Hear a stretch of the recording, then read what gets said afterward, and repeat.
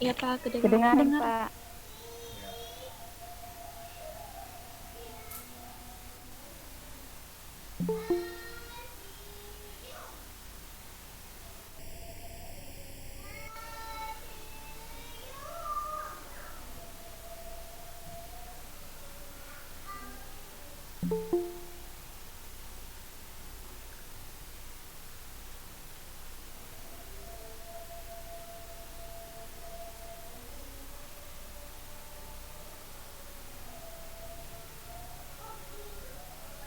Permisi, siapa ya Adrian sendiri?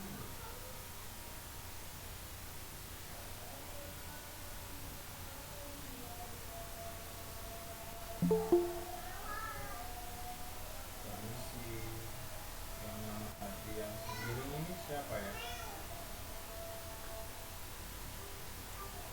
Saya Pak Irdayanti Didipu.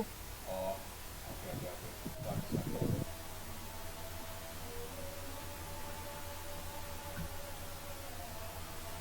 Apakah semua sudah hadir?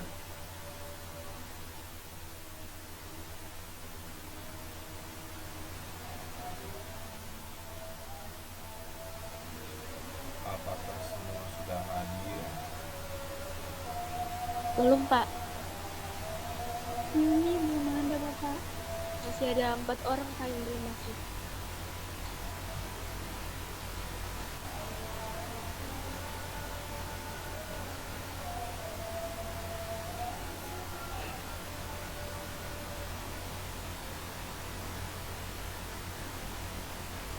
Oke, baik, kita mulai saja perkuliahan pertemuan awal eh, mata kuliah ilmu sosial dasar. Oke, baik. Selamat sore semuanya dan selamat datang di mata kuliah ilmu sosial dasar untuk semester genap tahun ajaran 2020-2021. Ya, jadi eh, untuk mata kuliah ilmu sosial dasar sendiri, kalian akan berhadapan dengan saya, atau mata kuliah ini akan saya ampuh sendiri. Jadi kalian akan sering-sering dengan saya untuk mata kuliah ini. Ya. Apakah sebelum kita memulai, saya mau bertanya, apakah semua di sini sudah mengontak mata kuliah ilmu kimia dasar di ilmu sosial dasar, ilmu sosial dasar di KRS-nya? Sudah, Bapak. Sudah, Pak. Sudah Bapak.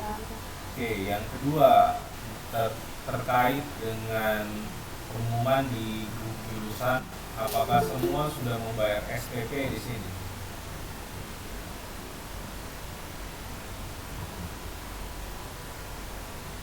Sudah? Pas yang kami penerima bidik misi, Pak, gimana itu? Katanya disuruh tunggu kode aktif dulu. Eh, Tidak masalah. Yang penting, kalau saya sih yang penting kalian sudah terdaftar seperti itu di bidik misi. Ya.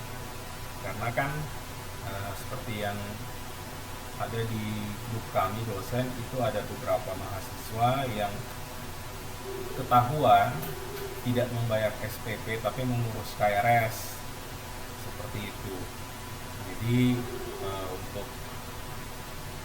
mengecek kembali, maka kami diminta untuk menanyakan ketika berhadapan dengan mahasiswa. Jadi saya harap semua sudah membayar SPP di sini, ya.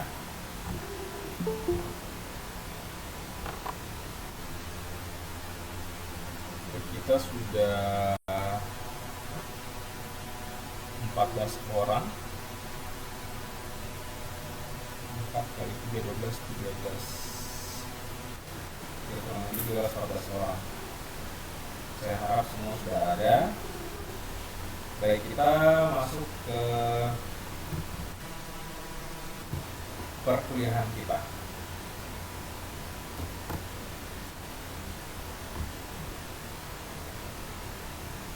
Nah, untuk perkuliahan awal ilmu sosial dasar, saya mungkin belum masuk ke dalam materinya, ataupun saya mungkin masuk tapi tidak banyak. Tapi sebagai tugas dan tanggung jawab, saya akan memberikan kesepakatan kuliah, terus sistem penilaian, dan juga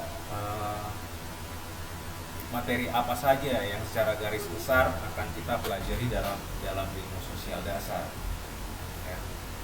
Nah, yang pertama, saya akan membuat kesepakatan perkuliahan dengan kalian, di mana nomor 1 atau poin pertama, bahwa kuliah akan dilakukan setiap hari Senin, ya, dengan waktu yang sudah ditentukan. Artinya kita akan berkuliah sesuai jadwal. Kalau misalnya maju mundur, nanti kita sepakati apakah maju atau mundur. Tapi untuk minggu berjalan ini dan minggu-minggu berikutnya, kita akan melakukan perkuliahan itu sesuai dengan waktu yang ditentukan. Nah, selanjutnya perkuliahan dilakukan secara blended learning. Artinya kita akan melakukan perkuliahan secara daring dan secara luring. Untuk saat ini surat edaran masih diarahkan untuk perkuliahan dilakukan secara daring.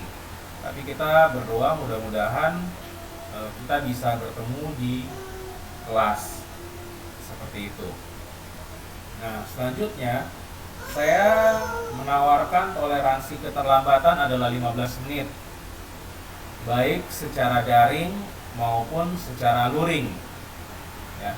Dan ini berlaku bagi dosen dan mahasiswa, bagi saya ataupun kalian.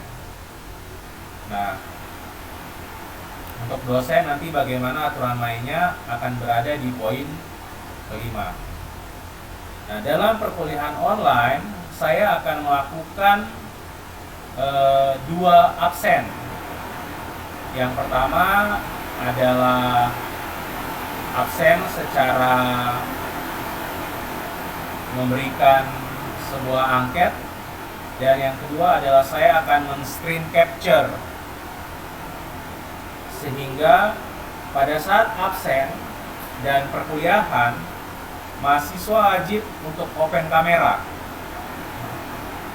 Hal ini berlaku ketika cuaca sedang mendukung, ya.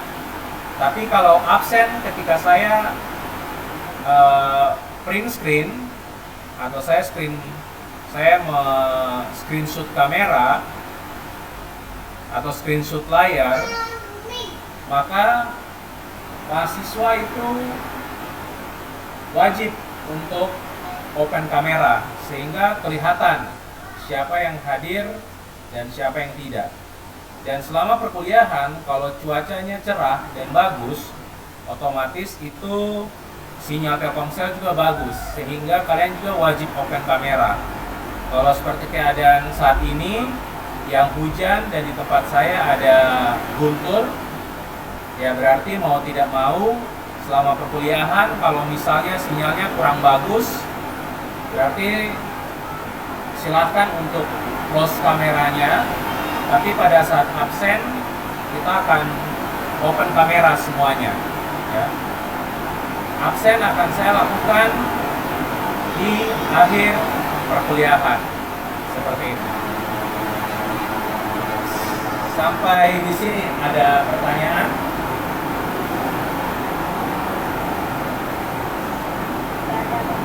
Iya. Baik. Terima kasih. Kita masuk ke poin kelima.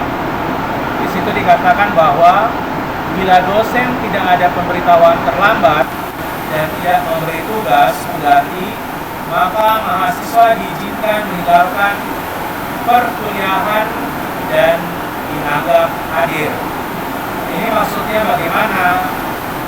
Maksudnya seperti ini. Ketika nanti ya.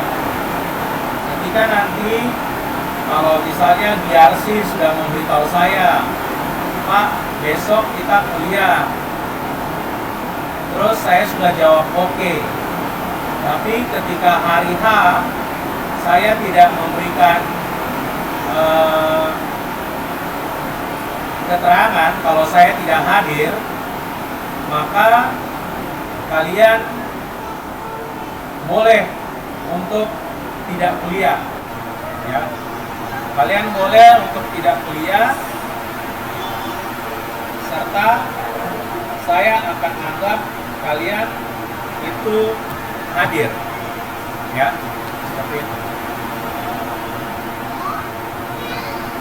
Baik, saya sengaja masuk ke satu akun yang lain untuk mencegah kita pada lampu di tengah-tengah pembelajaran, jadi saya bisa lanjut dengan handphone.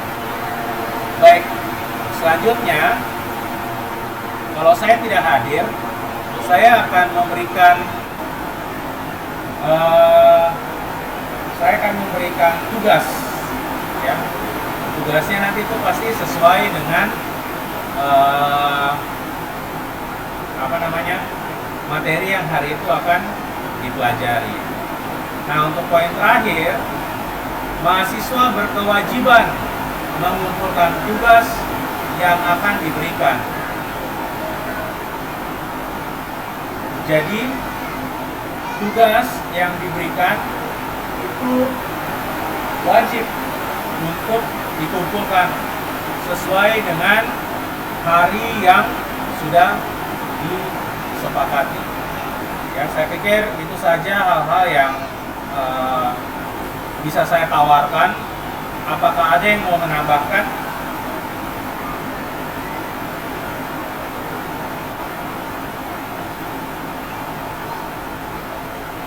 Apakah ada yang mau menambahkan? Oke, nggak ada ya. Baik, nanti kalau misalnya kalian lupa mencatat atau lupa screenshot, saya akan share di YouTube. Dan saat ini juga kita lagi live di YouTube. Seperti itu. Baik, ini adalah persentase penilaian yang saya berikan. Ya, kalau yang ini tidak ada ganggu gugat, ya. Jadi ini adalah presentasi yang bisa saya berikan untuk sekiranya ketika ada kekurangan di sana sini kita bisa menutupi seperti itu. Jadi presentasi kehadiran kalian adalah 10%. Sedangkan tugas dan kuis itu saya berikan 20%, ya. Sedangkan UTS dan UAS itu 35% masing-masing, ya. Nah, jadi UTS dan UAS ini tidak akan saya berikan dalam bentuk soal, tapi akan saya berikan dalam bentuk project. Projectnya itu bisa secara mandiri, bisa juga secara kelompok, ya, dengan rentang waktu paling cepat 2 minggu, paling lama 1 bulan, seperti itu, ya. Jadi saya rekam ini, saya live-kan, sehingga ini akan menjadi pegangan kita bersama. Kalau misalnya saya keliru atau saya lupa, saya bisa lihat kembali lagi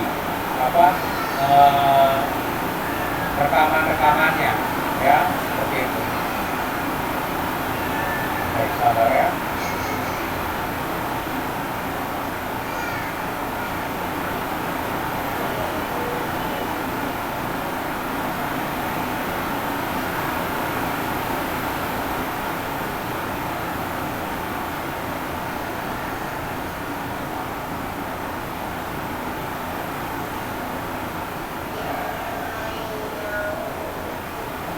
Ya. Oke. sini ada pertanyaan?